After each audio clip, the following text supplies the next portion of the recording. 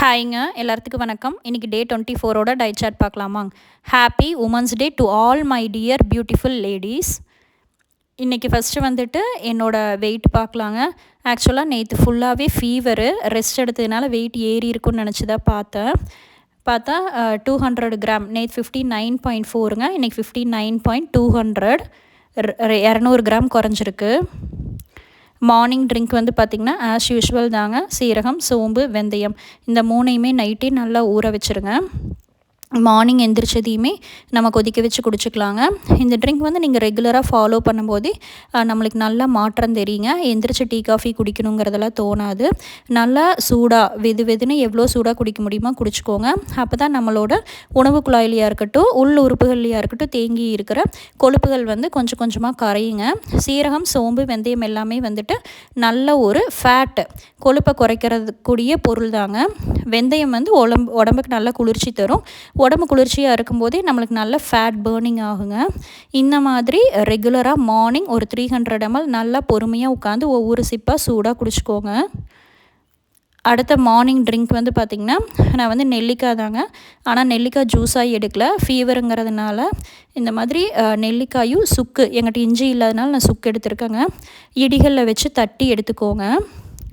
இடிகள் இல்லாதவங்க மிக்சி ஜாரில் கூட ஒரு ஓட்டிட்டு சுடுதண்ணியில் கொதிக்க விட்டு குடிச்சிக்கலாங்க. உங்களுக்கு வந்து கோல்டு, காஃபு, இந்த மாதிரி த்ரோட் இன்ஃபெக்ஷன்லாம் இருக்குது அப்படின்னா நீங்கள் வந்து இந்த மாதிரி நெல்லிக்காயை வந்துட்டு நெல்லிக்காய் டீ மாதிரி குடிச்சிக்கலாங்க. இடிகளில் நல்லா தட்டிட்டு இந்த மாதிரி போட்டு கொதிக்க விட்டுக்கோங்க. கொஞ்சோண்டு ஒரு 1/4 டேபிள் ஸ்பூன் சீரகம் போட்டுக்கலாங்க. இது வந்து நெல்லிக்காய் ஜூஸ் பிடிக்காதவங்க நீங்கள் இந்த மாதிரி ட்ரை பண்ணிக்கலாம். கொஞ்சம் கசக்கிற மாதிரி தாங்க இருக்கும், ஆனால் டேஸ்ட்டு நல்லாயிருக்கும். நம்மளுக்கு வந்து அடல்ட்டு பெரியவங்களுக்கு கூட, சுகர் பேஷண்ட்ஸு அந்த மாதிரி இருக்கிறவங்களுக்கு கூட நீங்கள் இந்த மாதிரி மார்னிங் டீ குடிக்கணும்னு தோணுச்சுன்னா நெல்லிக்காய் டீ கூட ட்ரை பண்ணிக்கோங்க. வடிகட்டிட்டு இந்த மாதிரி நம்ம வந்து ஒரு டம்ளர் ஃபுல்லாக எடுத்துக்கலாங்க. இது வந்து டீ குடித்தா கிரேவிங்ஸும் இல்லாத மாதிரி இருக்கும். நெல்லிக்காய் வந்து பார்த்திங்கன்னா ஆன்டி கேன்சரஸ் ஏஜென்ட்டுங்க. கேன்சர் வராமல் தடுக்கும். நம்மளோட எதிர்ப்பு சக்தியை நெல்லிக்காய் அதிகப்படுத்துங்க. அடுத்த மார்னிங் பிரேக்ஃபாஸ்ட் வந்து பார்த்திங்கன்னா ராகி இட்லி தாங்க. நான் வந்து 2 ராகி இட்லி, முருங்கைக்காய், கத்திரிக்காய், உருளைக்கிழங்குலாம் போட்டு சாம்பாருங்க. அதுக்கப்புறம் நார்மலாக எப்பவும் போல் நட்ஸு, முளைக்கட்டின பச்சை பயிருங்க. ராகி இட்லிக்கு வந்து பார்த்திங்கன்னா நான் வந்து நல்லா சுத்தம் பண்ண ராகி தான் 1.5 கப் எடுத்திருக்கேன். இந்த 1.5 கப் ராகி எடுத்திங்கனாவே தாராளமாக நம்மளுக்கு 24 இட்லி, 2 டஸ் இட்லி வருங்க. 1.5 கப் ராகி எடுத்துக்கிட்டேங்க. அதுக்கப்புறம் நான் வந்துட்டு சாமை அரிசி தான் எடுத்துக்கிட்டேன். 1/2 கப் வந்து சாமை அரிசி, 1.5 கப் ராகி, 1/2 கப் வந்து சாமை அரிசி எடுத்துக்கிட்டேங்க. ஒயிட் ரைஸ் அவாய்ட் பண்ணிவிட்டு இந்த மாதிரி நீங்கள் சாமை, குதிரைவாளி, திணை எது வேணாலும் எடுத்துக்கலாம். மொத்தம் 2 கப் ஆச்சாங்க. 2 கப்புக்கு 1/2 கப் வந்து நான் கருப்பு உளுந்து சேர்த்துக்கிட்டேன். நீங்கள் வந்து வெள்ளை உளுந்து, மொட்டு உளுந்து கூட 1/2 கப் சேர்த்திக்கலாம். 1.5க்கு 1/2 கப் உளுந்து சேர்த்துட்டு வெந்தயம் 1 டேபிள் ஸ்பூன் சேர்த்துட்டு தண்ணி விட்டு ஊற வச்சுருங்க. நான் வந்து கருப்பு உளுந்து சேர்த்ததுனால ஒரு 1/2 மணி நேரம், 1 மணி நேரம் ஊறுச்சுன்னா அந்த கருப்பு உளுந்தில் இருக்கிற பொட்டு விட்டு வந்துடுங்க. எப்போவுமே பாதி பொட்டு, கருப்பு உளுந்தில் இருக்கிற பொட்டு மட்டும்தான் எடுப்பேன். பாதி வந்து உள்ளேயே போட்டு ஆட்டிக்கிறதுங்க. அந்த கருப்பு உளுந்தினோட தோலில் தான் நார்ச்சத்து அதிகங்க. அதனால் முடிஞ்ச வரை கருப்பு உளுந்து எடுத்துக்கோங்க. நான் 1 மணி நேரம் இது பண்ணி வாஷ் பண்ணிவிட்டு அதுக்கப்புறம் 3 மணி நேரம் ஊற வச்சுக்கிட்டேங்க. ராகி, சாமை அரிசியெல்லாம் 3 மணி நேரம் ஊறினா தான் நல்லா நம்மளுக்கு மிக்சி ஜாரில் அரைக்கிறதுக்கு நல்லா வருங்க. நம்ம ஊற வச்ச தண்ணியவே விட்டு அரைச்சி எடுத்துக்கலாம். நம்ம இந்த மாதிரி மிக்சி ஜாரில் அரைக்கும் போது சூடு வராமல் இருக்கிறக்காக 2 ஐஸ் க்யூப் சேர்த்துக்கிறேங்க. உளுந்து கொஞ்சம் நல்லா உப்பி வரும். நீங்கள் ஐஸ் க்யூப் சேர்த்திங்கன்னா எவ்வளோக்கு எவ்வளோ நல்லா நைஸாக அரைக்க முடியுமோ அவ்வளோக்கு அவ்வளோ நல்லா நைஸாக அரைச்சிக்கோங்க. மிக்சி ஜார் வந்து வாஷ் பண்ண தண்ணி மட்டும் ஊற்றிக்கோங்க. இட்லிக்குங்கிறதுனால மாவு வந்து கொஞ்சம் கெட்டியாக இருக்கணும். உப்பு போட்டே கரைச்சி வச்சிட்றேங்க. கொஞ்சமாக தான் ஆட்டியிருக்கிறனால ஒரு நேரத்துக்கு தான் வரும். அதனால் உப்பு போட்டு ஃபுல்லாக மிக்ஸ் பண்ணி வச்சுட்டு காலையில் நைட்டு ரெடி பண்ணால் காலையில் இந்த மாதிரி நல்லா நம்மளுக்கு வந்து ஃபர்மெண்ட் ஆகி வருங்க. எப்போவுமே மாவு வந்துட்டு நீங்கள் ரொம்ப அடிக்கக்கூடாது. ரொம்ப அடித்து இட்லி ஊற்றினீங்கன்னா அந்த ஏர் ஏர் பபிள்ஸ் வந்து பிரேக் ஆயிரும். அதனால் சும்மா ஒரு 4 சுற்று மட்டும் விட்டுட்டு அப்படியே இட்லி ஊற்றுனீங்கன்னா தான் பொது பொதுன்னு சாஃப்டாக வருங்க.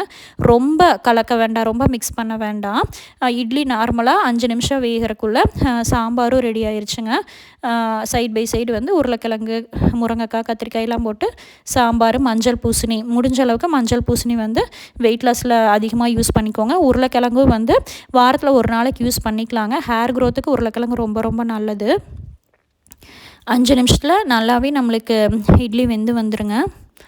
இந்த மாதிரி நம்ம வந்துட்டு வெயிட் லாஸில் இட்லி, ஒயிட் ரைஸ் இட்லியெல்லாம் அவாய்ட் பண்ணிவிட்டு இந்த மாதிரி ராகி, சாமை எல்லாம் போட்டு நீங்கள் இட்லி செஞ்சுக்கலாம். இட்லியோட கிரேவிங்ஸும் நம்மளுக்கு இல்லாத மாதிரி இருக்கும். இட்லி சாப்பிட்ணுன்னு இருந்துச்சுன்னா இந்த மாதிரி நீங்கள் ராகி இட்லியோ இல்லை சோளோ, கம்பு அந்த மாதிரி கூட நீங்கள் யூஸ் பண்ணிக்கலாம்.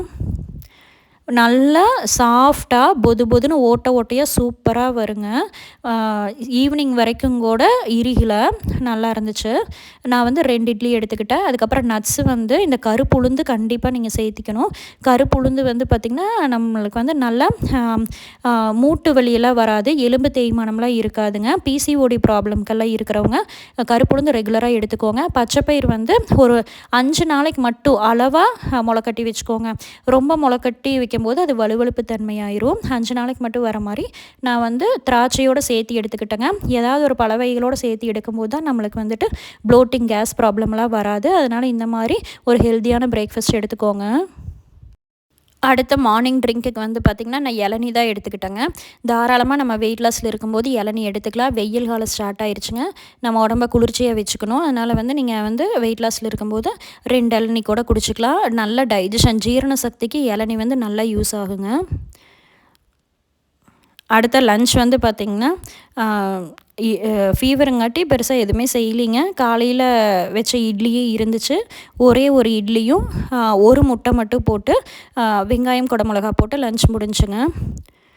அடுத்த ஈவினிங் ஸ்நாக்ஸுக்கு வந்து பிளாக் காஃபி தான். பிளாக் காஃபியில் வந்து இஞ்சி இருந்தால் போட்டுக்கோங்க. நான் இஞ்சி இல்லாதனால சுக்கு போட்டு எடுத்துக்கிட்டேங்க. நம்ம எந்த விதமான சுகரும் ஆட் பண்ணக்கூடாது. இந்த மாதிரி இஞ்சியெல்லாம் சேர்த்தும் போது சீக்கிரமாக நம்மளுக்கு ஃபேட் லாஸ் இருக்குங்க.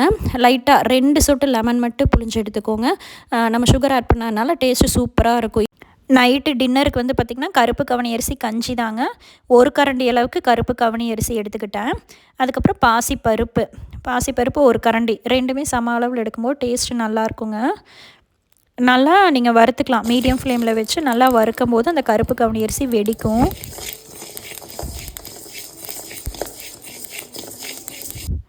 நல்லா வெடித்ததுக்கப்புறம் நீங்கள் வந்து 1/4 டேபிள் ஸ்பூன் சீரகம், ஒரு 6-7 மிளகு சேர்த்திக்கோங்க. சேர்த்திட்டு உடனே நம்ம அடுப்பை ஆஃப் பண்ணிவிட்டு அந்த சூட்லேயே சீரகம், மிளகும் நல்லா வறுபட்டுருங்க. ஆற வச்சு நம்ம நல்லா ஒரு டைம் மட்டும் வாஷ் பண்ணிவிட்டு மிக்ஸி ஜாரில் போட்டு அரைச்சி எடுத்துக்கலாங்க. இந்த மாதிரி ஒரு டைம் வாஷ் பண்ணிடுங்க. அதுக்கப்புறம் மிக்ஸி ஜாரில் போட்டு நம்ம எவ்வளோக்கு எவ்வளோ நைஸாக அரைக்கிறோமோ அவ்வளோக்கு அவ்வளோ அரைச்சிக்கலாம். ஏன்னா வந்து நம்ம சும்மா தண்ணி வச்சு காய்ச்சறது தான், குக்கர்லாம் விசில் விடலை. அதனால் நல்லா அரைச்சிக்கலாங்க. நல்லா அரைச்சி எடுத்துகிட்டு நான் வந்து ஒரு 300 ml வாட்டர், பெரிய டம்ளரில் 1 டம்ளர் தண்ணி எடுத்திருக்கேன். அடுத்து நம்ம அரைச்ச கருப்பு கவனி அரிசி, பாசிப்பருப்பு 2மே மிக்ஸி ஜாரில் நல்லா நைஸாக அரைச்சதை ஆட் பண்ணிக்கலாங்க. மீடியம் ஃப்ளேமில் வச்சுட்டு நல்லா நீங்கள் இந்த மாதிரி ஒரு 10 நிமிஷம் காய்ச்சணும். ஏன்னா அரிசி நல்லா வேகணும். 10 நிமிஷம் காய்ச்சியும் போது நம்மளுக்கு இந்த மாதிரி கொஞ்சம் திக்காக வருங்க. ஸ்பூனில் அள்ளி சாப்பிட்ற மாதிரி வரும். ஆஃப் பண்ணிவிட்டு லைட்டாக நான் வந்து உப்பு சேர்த்திக்கிட்டேன். நீங்கள் வேணால் நாட்டு சக்கரை கூட சேர்த்திக்கலாம். இல்லை தயிர், உப்பு சேர்த்துட்டிங்கன்னா தயிரோ மோரோ கூட ஆட் பண்ணிக்கலாம். இல்லை அப்படியேவும் சாப்பிட்டுக்கலாம். இது வந்து ஒரு பொங்கல் டேஸ்ட்டில் இருக்குங்க. கருப்பு கவனி அரிசி வந்து வெயிட் லாஸ்க்கு ஒரு சூப்பரான ரைஸுங்க. நார்ச்சத்து ரொம்ப அதிகம். இந்த மாதிரி கஞ்சி வந்து நீங்கள் மார்னிங் பிரேக்ஃபாஸ்ட்டுக்கு கூட எடுத்துக்கலாம். அடுத்தது வந்து ஃபேட் லாஸ் ட்ரிங்க் தாங்க. தூங்குறதுக்கு முன்னாடி 1 மணி நேரத்துக்கு முன்னாடி நீங்கள் வந்து தவறாமல் இந்த ட்ரிங்க் எடுத்துக்கோங்க. அப்போ தான் நம்மளோட அடிவயிற்று தொப்பையை குறைக்கிறதுக்கு இது யூஸ் ஆகுங்க. பெல்லி ஃபேட்டை அப்படியே கொஞ்சம் கொஞ்சமாக கரைச்சி கொண்டு வரக்கு இது ஒரு சூப்பரான ட்ரிங்க்குங்க. அரைச்சி வச்சிட்டிங்கன்னா 1 மாதத்துக்கு தாராளமாக வரும். என்னென்ன பொருள் போட்டு அரைச்சிருக்கிறேன்னு இன்க்ரீடியன்ஸ் லிங்க் கொடுக்குறேங்க. நல்லா எவ்வளோ சூடாக வெதுன்னு குடிக்க முடியுமோ குடிச்சிக்கோங்க. அப்போ தான் உள்ளுறுப்புகளில் இருக்கிற ஃபேட்டை வந்து கொஞ்சம் கொஞ்சமாக கரைச்சி கொண்டு வருங்க. இந்த மாதிரி சூப்பரான ஒரு ட்ரிங்க் ரெகுலராக நைட் எடுத்துக்கோங்க. வெயிட் லாஸ்ங்கிறது ஒரு பெரிய லாங் ப்ராசஸ் தாங்க. கொஞ்சம் கொஞ்சமாக குறைச்சோம்னா தான் நம்மளுக்கு வந்துட்டு நாளடைவிலே நம்மளுக்கு உடம்பு வராதுங்க. டக்குன்னு ஒரு வாரத்தில் ஒரு சப்பாத்தியாக சாப்பிட்டெல்லாம் குறைச்சிங்கன்னா வந்துடும். அதனால் பொறுமை ரொம்ப ரொம்ப முக்கியம். செல்ஃப் கான்ஃபிடென்ஸ், செல்ஃப் மோட்டிவேஷன் 3மே இருந்தால் தான் சக்ஸஸ் பார்க்க முடியும். ஓகேங்க, லெட்ஸ் கண்டினியூ. தேங்க்ஸ் ஃபார் வாட்சிங். Bye by.